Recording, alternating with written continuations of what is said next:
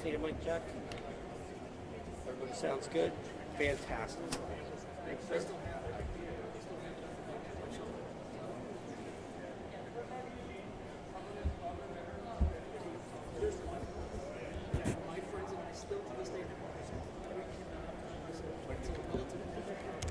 Airplanes and clouds, and I said none of us can give the same answer. First day of class, he said he says, I wrote it in the book on the front page. I got to change the quote.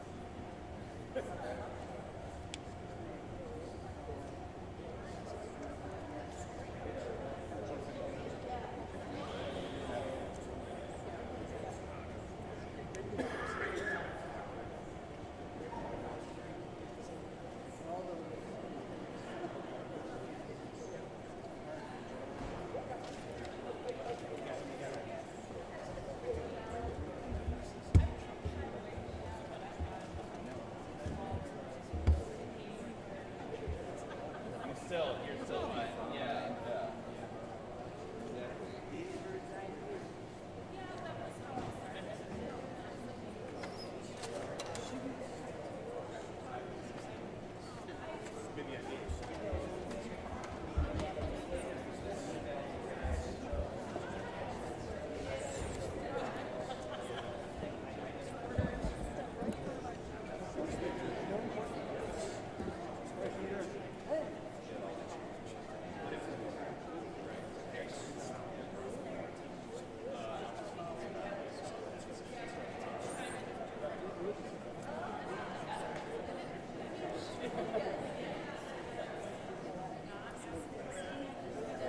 You'd lose their minds.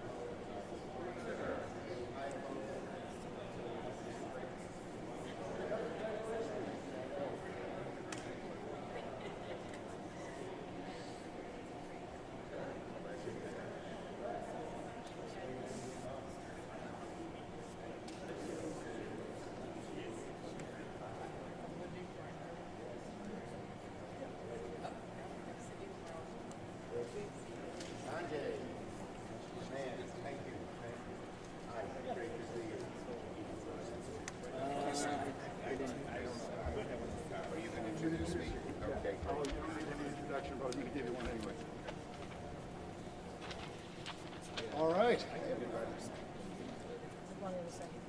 Well, welcome to EWI's Buffalo Manufacturing Works.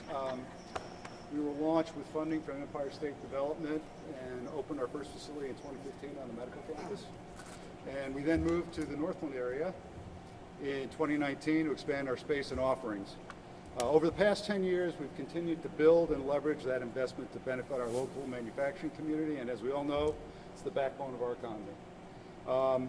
As a nonprofit, our mission is to deliver innovative technical solutions in manufacturing processes that elevate our customers' competitiveness.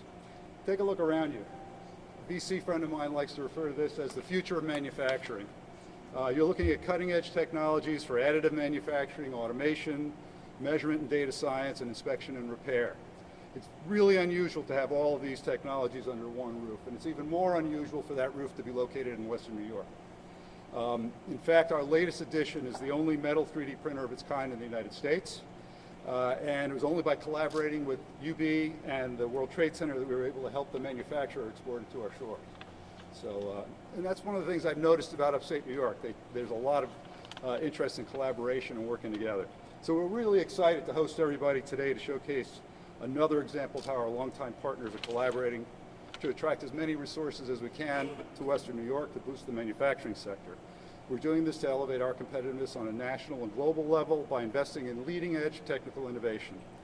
Creating and growing tech hubs that include assets like the ones here on the Northland campus will allow for companies to access the workforce, technology, and business supports they need to continue to grow and compete. So we're very fortunate to have leaders from Western New York representing us in Washington that not only see the potential, but work side by side with us to advocate for every resource possible. We've recently marked 1 year since the bipartisan CHIPS and Science Bill became law. Senate Majority Leader Chuck Schumer was an author of that law and played a key role in its passing. This transformational legislation is providing opportunities for innovation and growth across not only Western New York, but the entire state.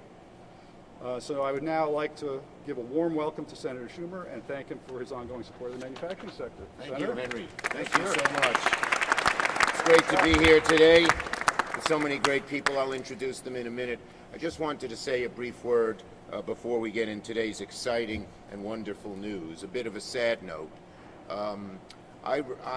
Many of you know this is my 5th term in the Senate. I'm the first senator to ever have 5 terms.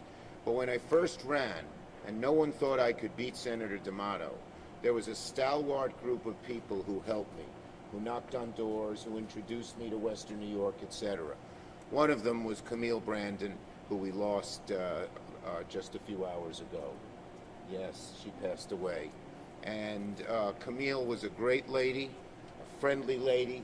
When there was an important job to do, she did it. And when there was grunt work to do, she did it. She did everything. And she did it with a smile and with determination and beauty, so we'll miss Camille. And I wanted to say a few words. Maybe we can have a moment. Just about everyone in this room knows her, so maybe we'll have a moment to think about that.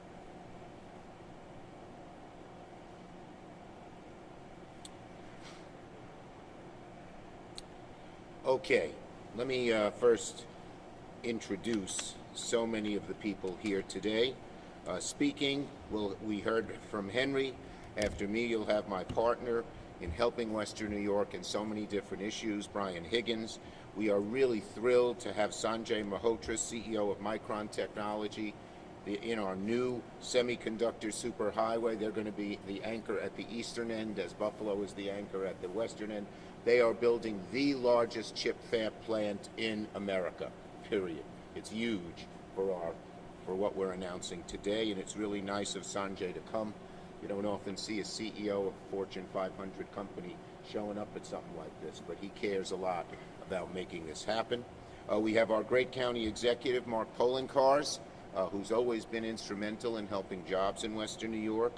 We have Christina Orsi of the Oshai Foundation, Western New York head of the BRS Consortium. We have our University UB Vice President of Economic Development, Venu Govindar. I know him as Venu. Govindaraju. Did I get the syllable on the right one? I get this pronunciation. It's the syllables that are hard. And of course, Dottie Gallagher from the partnership, who's been doing this for a very long time. So today is really a landmark, great day here in Western New York. I'm thrilled to announce that thanks to my CHIPS and Science Act, the Buffalo, Rochester, Syracuse region has just been designated as one of America's first federal tech hubs. And it's going to transform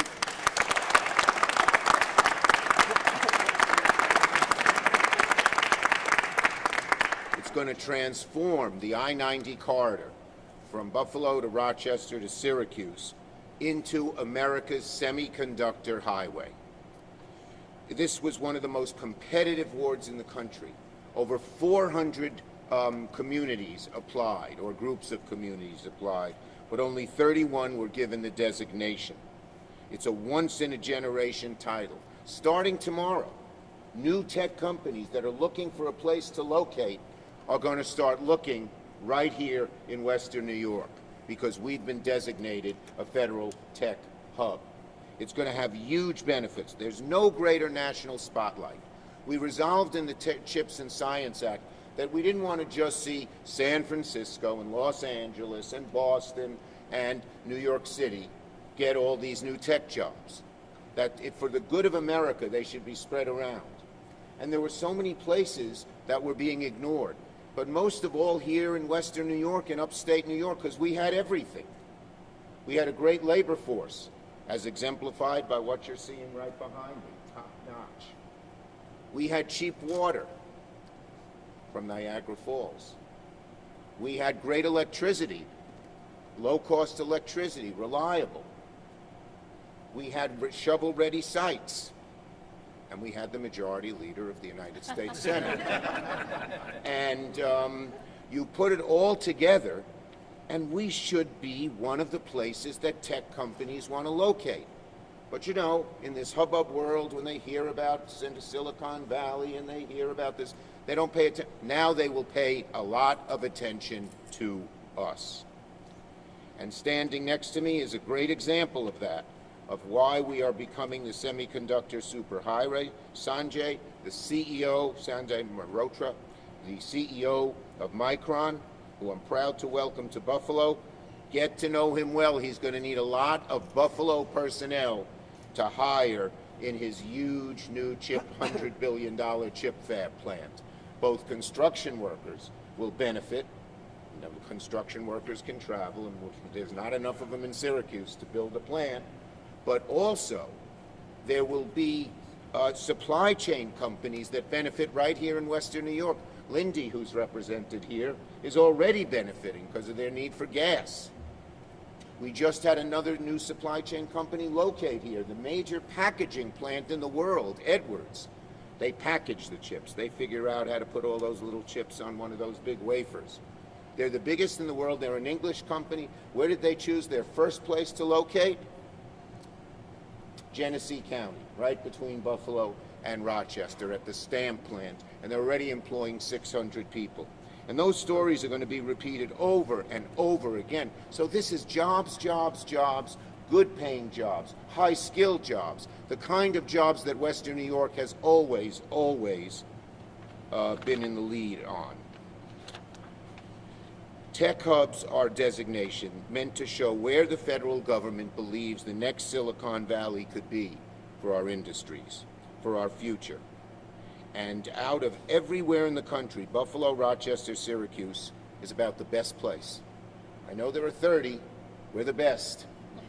And I can tell you when they did the rankings, we weren't number 30, we were much higher up. I'm not allowed to say, okay, what number, but much, much higher up.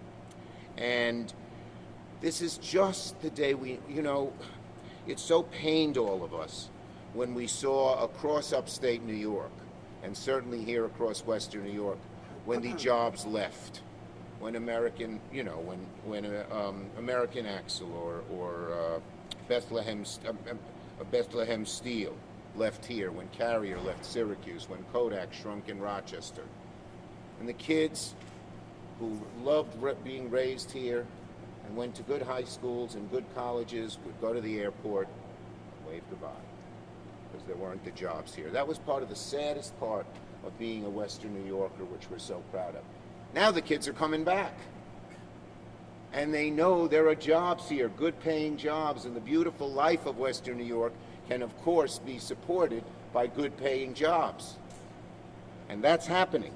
And now that we are going to become the semiconductor superhighway of America, it's going to happen 10 times over. So if you're in the home building industry, get ready. It's really great. So I made it my mission to reverse that bad trend when I first was elected. We kept some companies here. You know, I prevented GM during the big auto crisis from closing down a bunch of the plants here, particularly Lockport. But we didn't want to just keep existing jobs. We wanted to grow good, new paying jobs, and that's just what this happy day is all about. It is such a good thing. Now, we've been laying the groundwork here in Western New York. I was here, how long ago was Henry? How long ago was we? A little over a year. We were here a little over a year ago to announce the first step, which helped us do so high in the rankings. And that was $25 million for the Build Back Better Regional Challenge, which was to train our workers in the high-end manufacturing jobs that the semiconductor industries need. It's happening right here with all this machinery and stuff that I don't understand how it works, but our workers do. So we've been laying the groundwork for a long time. And and another place that's just added jobs, it's happening all over, not only Micron in Syracuse and not only Lindy and Edwards in Western New York, but Corning just added 300 jobs in Rochester to help with the tech industry. So across our whole superhighway, it's happening. It goes hand in hand with these investments.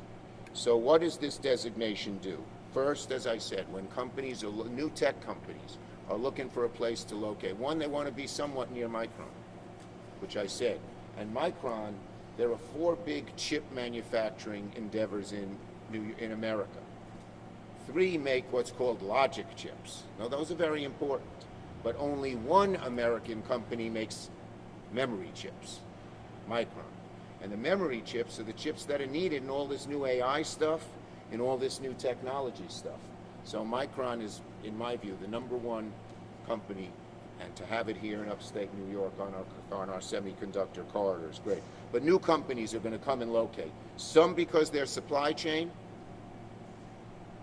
but many because they now will see the great advantage of Western New York. And that is so important. And when we're designated a tech hub, that's what they see. It's going to enable our advanced manufacturers. We have 174 companies employing of 21,000 employees. We have Western New York represents 145,000. The Western New York AFL-CIO represents 145,000 strong, ready to train, because all of this is union labor, folks. Sanjay's agreed, we've all agreed. Union labor, good paying jobs, not bottom of the barrel jobs. It's going to supercharge our universities, like UB, like Buff State and Erie Community College. Some to do the highest end new research, like UB, and others like Erie Community College to train the workers that are going to be needed in all the new industries. So it's going to really help our university system. As I said, it's going to create a huge number of construction jobs. And people, construction workers, when there's a big new job, they're willing to travel for a few months or, commute, go back home in Buffalo on the weekends, but they'll be making a lot of money building the largest chip fab plant in America over there in Syracuse. So it's got a benefit all along. And so we had all these advantages, as I said: water, power, job skill, shovel-ready site, majority leader. And that got us where we are, and it's going to get us even further. So what happens next? Well, right away the benefits occur. We are now one of the tech hubs. Of the 30, a good chunk will get a large amount of money. The application starts now. Only these 30 tech hubs can apply. The applications will start right away. I'll be working with our group here. And then the money comes in March, and there's going to be very significant dollars in the 8 figures. So it's going to be a lot of money. Tens of millions of dollars at minimum will be coming just as a start. Then more money comes after that. So that's going to be great for us too. And let's see. Well, look, we've already shown the world with so many locations, and it's not just Micron. There's another tech hub going to be announced in Binghamton later today. They're going to be the center of making lithium ion batteries. The developer of it is at Binghamton University. He won a Nobel Prize. He's an Englishman named Whittingham. They're announcing that. So New York's the only state getting 2 tech hubs. Theirs different than ours. Ours is semiconductors and high-end manufacturing. There's lithium batteries. But we have Wolfspeed in Utica. We have Onsemi in Hudson Valley. Don't feel Albany, they're left out. They got Global Foundries. They're going to expand and build. They build a secondary memory chips. That's not as advanced. I mean, what do they call it? Legacy chips. They're not advanced, but they supply our auto industry here. And they're going to double their plant. So we got it booming all over New York. And this, again, this was always a dream that we had. And that is that when we saw these great companies that had such history in upstate and western New York leave, that we could bring back that old days of glory. And now we've opened the door to bringing back those great old days of glory. I'm so happy, so proud, so excited to be part of this, to be an engineer for this. And if I can have a legacy, returning jobs and prosperity, greater prosperity to upstate New York will be one of those legacies that I'd be most proud of. So with that, let me turn it over to Brian Higgins, who's always been a great, great partner in all of these things and always looking out for every little thing in Western New York that's important. Often calls me up and says, what about this thing? What about that thing? Brian Higgins. Thank you, Chuck. Thank you very much. And he's so important, he didn't have to wear a tie. Well, let me say, I'm a student of history, and I'm a great admirer of the biographer Robert Caro. And Robert Caro started with a trilogy on the life of Lyndon Johnson, calling him the most consequential majority leader in the history of the United States Senate. And he says you have to go back to Daniel Webster to find when the Senate was relevant. I will tell you, if Caro has time to do another biography on another Senate majority leader, it'll be Chuck Schumer. Chuck has been a warrior for Western New York. He's used his influence on behalf of this community and all of us. So I want to thank... Can I add a little footnote? When he finished his book, Master of the Senate, Caro, he inscribed it to me, said, to the Jewish LBJ. He did. He stole my line. I was going to get to that. Oh, sorry. No, I'm kidding. But Chuck talked about the multiplier effect of these kinds of investments. And, you know, Buffalo had a great history in the steel industry. At the height of the Vietnam War, Bethlehem Steel employed 28,000 people, including our county executive, Mark Polencar's father, Charlie. And Republic Steel employed some 5,000 people. But most of the jobs came from the ancillary industries that supported steelmaking in Buffalo. And we have a situation here. Sanja was talking about the partnership with Linde. Right. Linde from Western New York is among the top suppliers for Micron in the entire world. So they will benefit from this investment as well. You know, the Stone Age didn't end because we ran out of stones. And the oil age won't end because we ran out of oil. The oil of the 21st century is computer chips. The industry was established in the United States by Gordon Moore, the founder of Intel.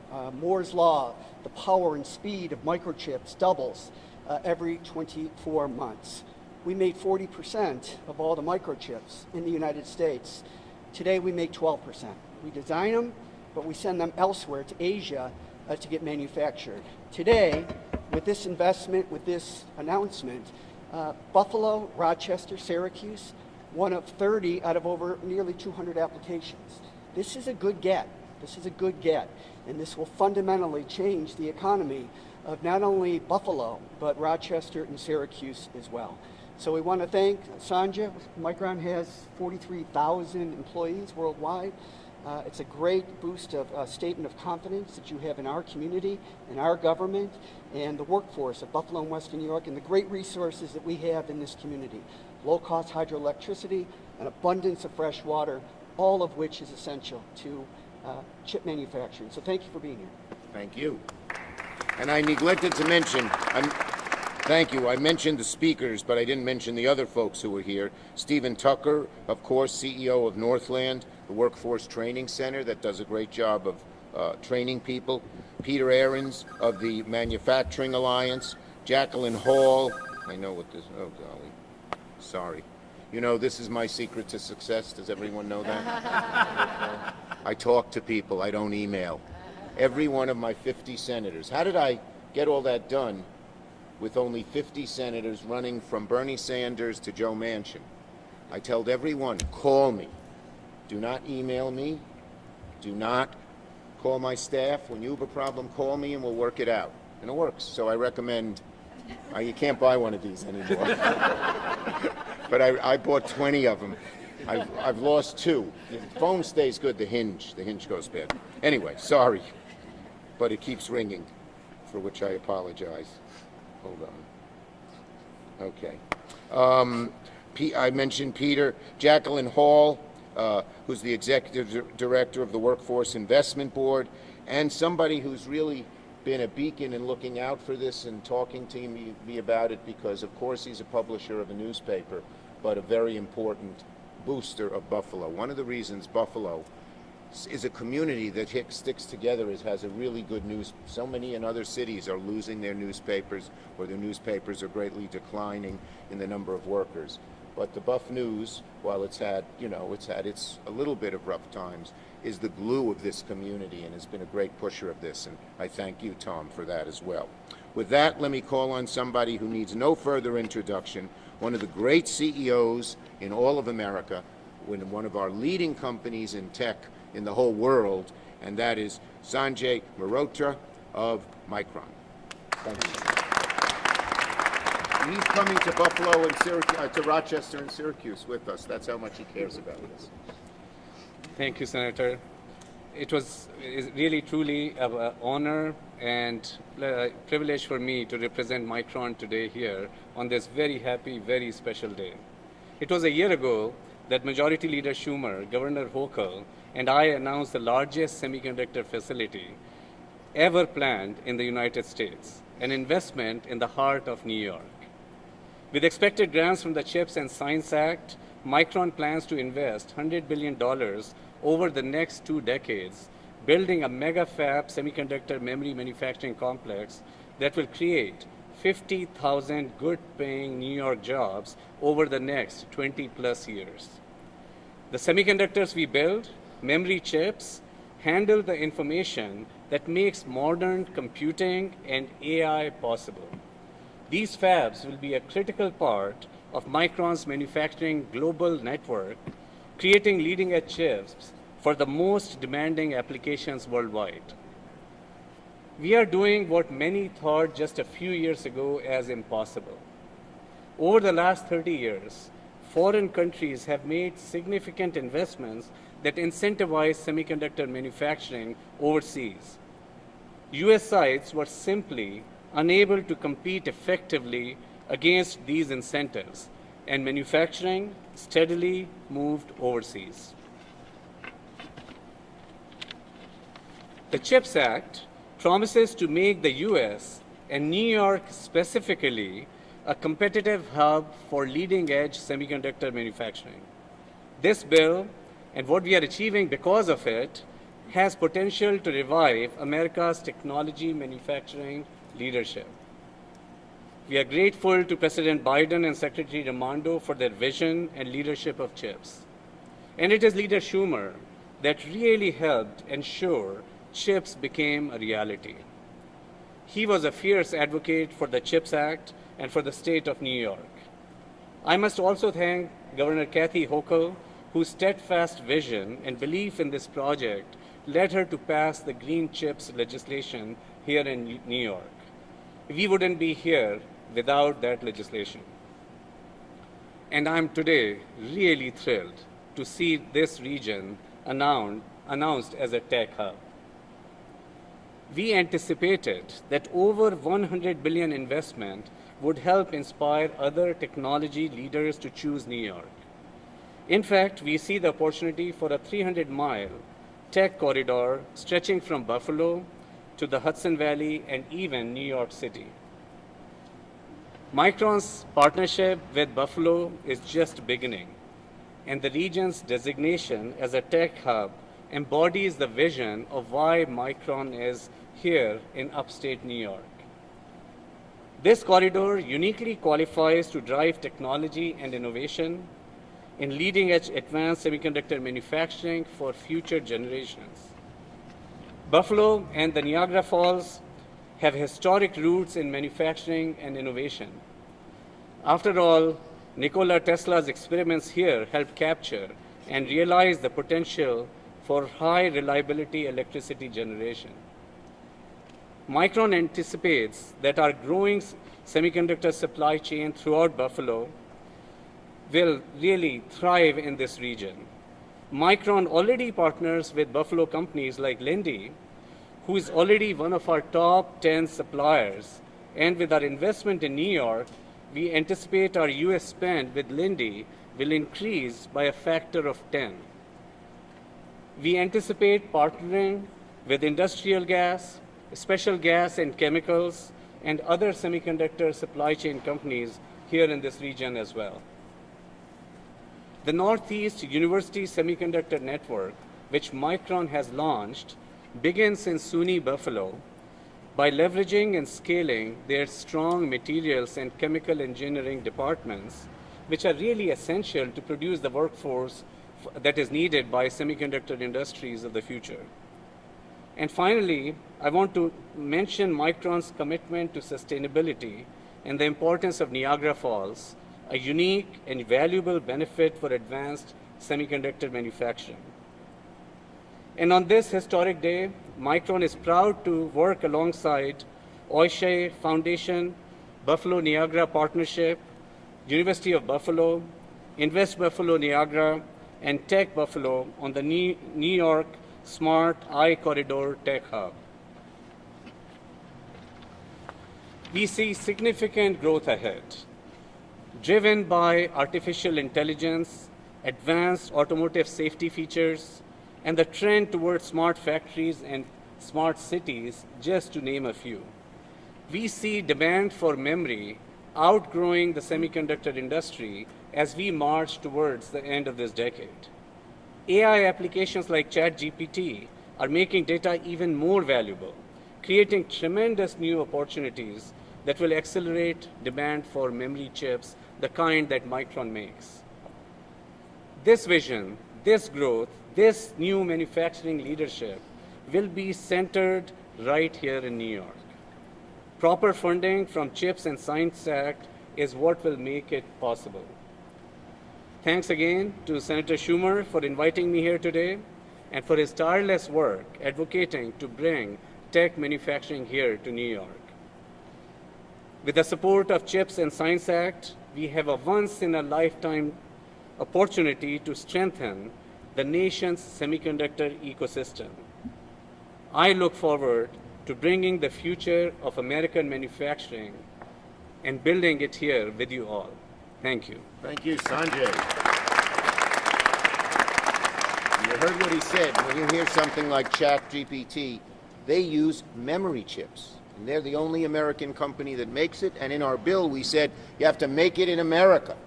So all these foreign companies can't compete with Micron. Now they can try to locate plants here, and we welcome them to Western New York, but they can't make them overseas. They got to employ the people here. Okay, next we have our great county executive who's always been there through thick and thin. He talks about the small little things that the county needs, but also the bigger visions that the county needs. And let me really thank our great county executive, Mark Polenkars. Thank you. Thank you, Senator Schumer, and thank you for being a strong advocate all the time for New York State. If you remember back a few decades, when Buffalo and Erie County would talk about Rochester and Monroe County or Syracuse and Onondaga County, we talk about them as competitors and that we were constantly fighting with each other. Carrier actually started in Buffalo and moved to Syracuse and Onondaga County. And people used to talk about how our best days were behind us in all of these communities as the jobs moved. But we've realized over time that we're not competitors against each other. We have the attributes that make us stronger as a regional force than we are if we are alone. And that's why I'm very, very excited to be here today to thank Senator Schumer and all of our partners for the incredible work that was done to get this Tech Hub designation for Buffalo, Rochester, and Syracuse. And I specifically want to thank my colleagues, Adam Bello from Monroe County and Ryan McMahon from Onondaga County. When the discussions first began, we got together and said, we have to do this. We cannot compete separately, because if we compete separately, we will fail separately. The advantages that we have as a regional area, the New York version of Silicon Valley, so to speak, will make us one of these tech hubs, and it's come true. Because the advantages we have in Western New York complement the advantages they have in Central New York. So thank you. Thank you to Micron for your investment in the Syracuse area, because as was noted, it will benefit here in Erie County through the investments that'll be going in and the investments to Lindy and other companies.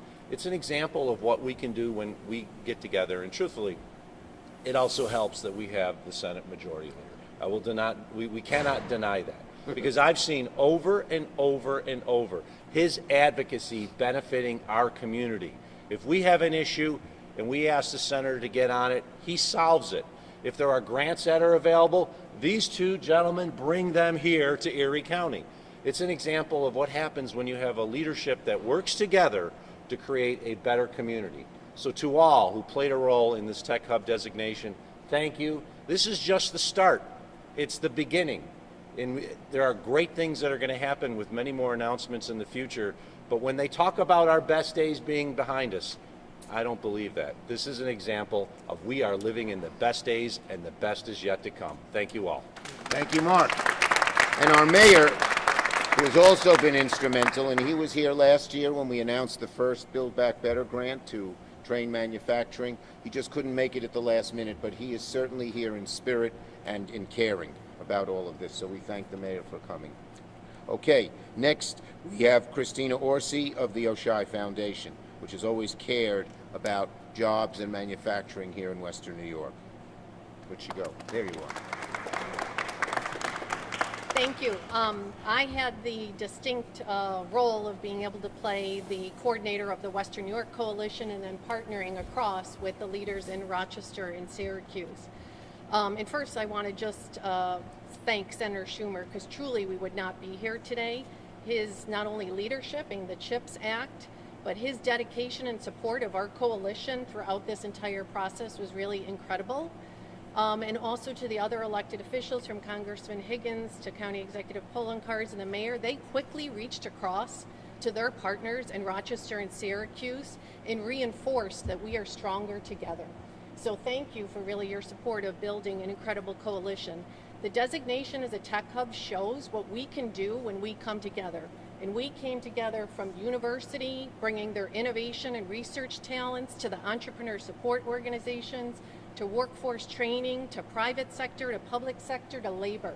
And we built a coalition that brought each of our strengths and assets to the table and clearly demonstrated our ability to become a leading tech hub.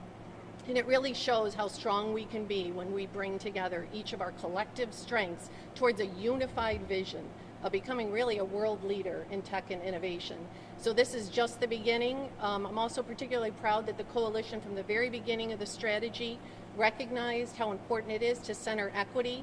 This is an incredible opportunity for job growth, really good paying jobs, and we're all committed to ensuring that that prosperity is contributed equally across and throughout our community, so we can provide pathways to everyone to contribute and benefit from this economic growth. This is a really exciting day, and very proud of the coalition, and thank you so many members who are here and beyond that contributed towards making this happen. So thank you.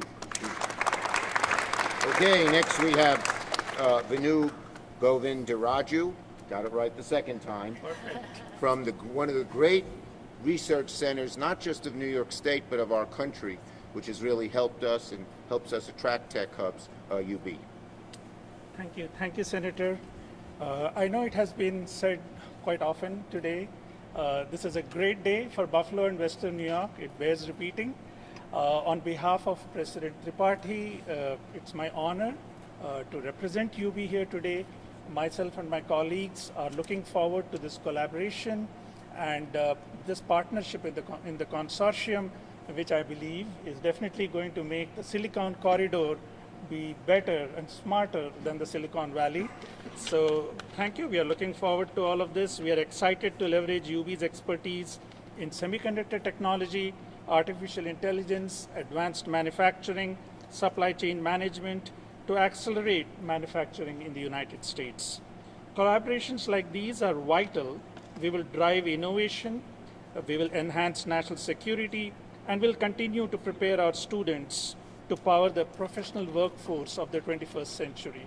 On behalf of the University at Buffalo, I would like to thank Senator for your visionary leadership and Representative for your enduring support to our community here. Thank you very much. Thank you. And another person who couldn't make it, he had a family engagement, is Peter DeJesus. He's head of our 145,000 workers, the AFL-CIO, because we know there's going to be a whole lot of good-paying union jobs on the construction side, on the manufacturing side, and on the service side, all three. Okay, our last speaker is somebody who needs no introduction. She's been just such a leader and a dynamo in this community from days I met her about 15 years ago. About that, Dottie Gallagher of the partnership. Thank you so much, and thank you to all of you for being here today. Pretty much everything has been said. I just want to lean in a little bit to what Christina said. When we started the process of putting together the consortium, and these conversations started a few years ago, actually, we talked about, is it Buffalo? Is it Buffalo and Rochester? Is it Buffalo, Rochester, and Syracuse? And all leaders came together and said, well, let's do where we think we're going to get the best application. And when the data really got laid out to say, how could we really be a tech hub? We were much stronger with the three of us together. And I am super excited because in New York State, sometimes we're forced to compete regionally. In this, we got to compete together to really make a difference. So batting a cleanup here for the senator, there are a couple things I just want to say that I learned today that I didn't know before. Number one, I need a bat phone like Senator Schumer has. And to give you all my phone number, because not only did the senator help us with tremendous advocacy and guidance, but the beginning of the CHIPS Act was really a vision that you put forward to recapture American innovation. We all were afraid during COVID when we weren't able to get new cars for years because there were no microchips, because they were all made elsewhere. That spirit of innovation really, Senator, belongs to you. And so this legacy is yours, and thank you for everything you've done for Western New York and for our country. Thank you very much. Thank you, Dottie. Okay. So, by the way, there are over 80 stakeholders who will now put together our application for the dollars. I'm very, very hopeful, let me say, confident, really, that we're going to be at the top of the list on the dollars, but we've got to work for it and put in the application. So there are about 80 across Buffalo, Rochester, and Syracuse to do it. And they're going to come together and do it all. And as I said, the phase 2 will bring between 5 and 10 implement grants of about $75 million each, and more funding in the future. That's just the first year. And we should get to know when the money is announced. The applications are now being done between Thanksgiving and Christmas, and we'll know in early spring. So this is not a long, stretched out federal process. Questions on this subject? Tell us about the challenges of that application process, and what if the money doesn't come through? What happens when you... Well, even if the money, look, I'm counting on the money coming through. And I will use my clout as majority leader and as author of this bill with the help of Brian, Senator Gillibrand, and everybody else in our delegation to get it. But even if it doesn't come through, the fact that we're a tech hub is going to help businesses locate here. And that's very important too. It's a 1-2 punch. It's the money we need to fill in all the gaps that we don't have filled, but it's also when you say this is one of the tech hubs, and we are one of the best. And we wrote this law, frankly, I wrote this law with Western New York in mind. When I first wrote it, it was with Western New York in mind. And then we realized, as Dottie said, and as Christina said, that having Buffalo, Rochester, and Syracuse each compete against each other would not be as good or strong an application as them all together. So we are one of the strongest applications there is. I'm very confident we're going to get money. Mr. McKinley, he usually asks the first question. You beat him to the punch. You tried. Started to say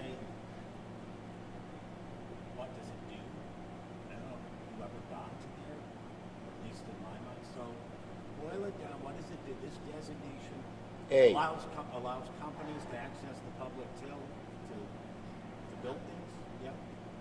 What this company does, what this does above all, Yes.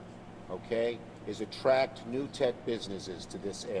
And how does it do that? Just by, let's. We have, as I mentioned, we have the good resources, but no one ever paid attention. They would just look at Los Angeles and San Francisco and New York. Now that we are a tech hub and doing one of the best of any of the tech hubs, the companies look here. Once they look, how did Micron pick Syracuse, New York?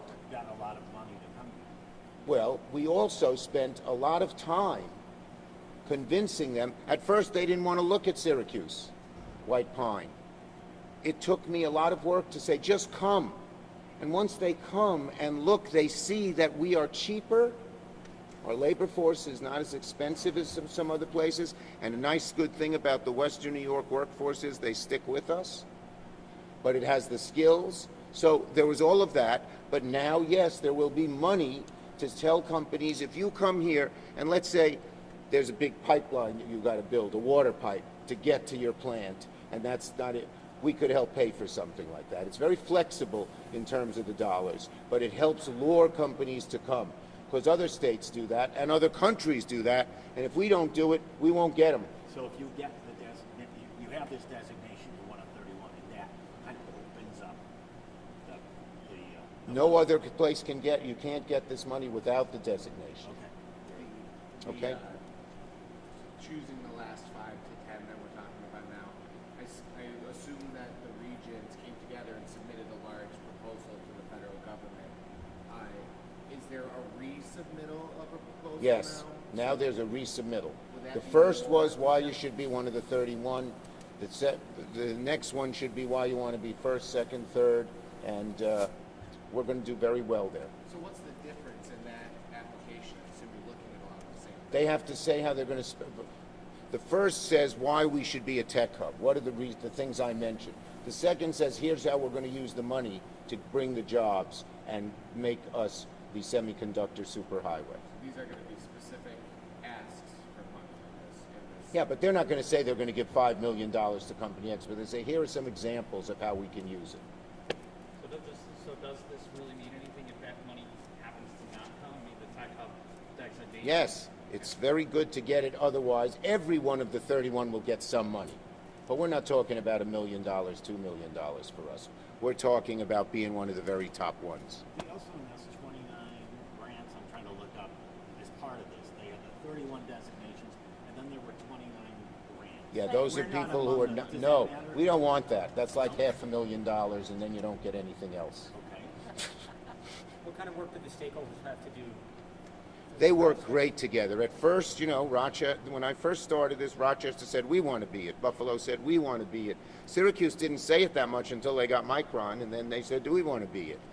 And we knew, as I think somebody mentioned, Christine or somebody, if the three would compete against each other, it would hurt all of our chances, and we have so many similarities.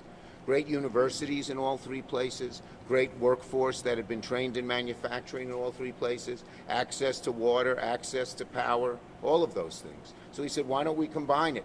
And frankly, Micron being here, it's such a huge endeavor. When Micron made its application, when I talked with Sanjay, there's not enough workers in Syracuse to do everything they need. So we were going to expand it anyway, but this is the perfect way to do it. But going forward, what does those same stakeholders have to do to secure the money, the big money you're talking about? They have to submit a grant as to why they need the money. I am confident that our semiconductor superhighway will be at the very top of that list. So Micron was a fulcrum point in bringing Syracuse into the regional application. Did it also significantly bolster the regional application? Well, of course, it's going to help when you have the largest chip fab in America coming to the semiconductor superhighway. You bet. When you breaking ground on that again? We'll be breaking ground on it in late 2024, and then construction will start, and the fab should be completed sometime later part of 2026. The first one. There are 4 big ones. Yeah, there'll be 4 big ones. The first one should get completed later part of 2026, with first production wafers in 2027 time. See, McKinley- These are big projects, large clean rooms, Each of these fabs will be the size of 10 football fields. So these are large construction One alone projects. would be one of the largest. They want to do 4. And when you said 2026, I could see McKinley was thinking you were going to say, oh, 20 years from now. I know he thinks that way sometimes. I think when you first started talking about this, you broke down which countries make the chips. Yes. Has that changed? What's the breakdown? It's not, well, it will change as these new, and you know, Micron's not the only fab. Even TMSC, which is the biggest company in the world and builds them mainly in Taiwan and China, is opening a big plant in Arizona. Not as, but they're all, as I said, all the others are logic chips. We're the only memory chip. When you, as I mentioned, when you're going to fund, you know, everyone's going to have this GPT and everything else. They don't use logic chip. They use memory chips. This NVIDIA, which, you know, is the key to sending all these GPUs all over the world, they use memory chips. They use Micron's product. So the market is enormous, and it's going to be here. And I would just like to add that today only 2% of the world's memory is produced here in the US. Of course, that's produced by Micron.